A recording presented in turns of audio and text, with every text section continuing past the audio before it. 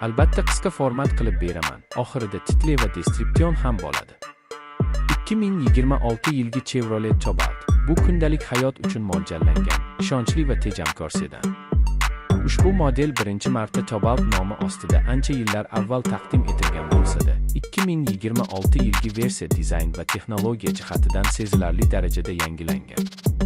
Tashqi ko'rinishda zamonaviy radiator panjarasi, yangilangan LED faralar va aerodinamik chiziqlar avtomobilga ancha qimmat ko'rinish beradi.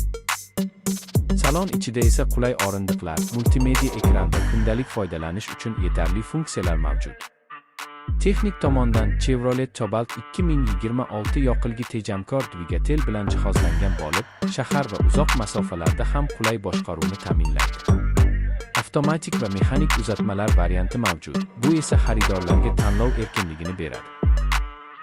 Toyota Corolla yoki Hyundai Accent kabi avtomobillar bilan solishtirganda, Cobalt narx jihatidan ancha maqbul bo'lib, xizmat ko'rsatish xarajatlari ham pastroq. Narx masalasida Chevrolet Cobalt 2026 byudjet segmentida joylashgan bo'lib, oz puliga yetarlicha qulaylik va ishonchlilik taklif qiladi. Aynan shu jihati uni O'zbekistonda eng ko'p tanlanadigan sedanlardan biriga aylantiradi. Agar siz oddiy, mustahkam va tejamkor avtomobil izlayotgan bo'lsangiz, 2026 yilgi Chevrolet Cobalt yaxshi tanlov bo'la oladi.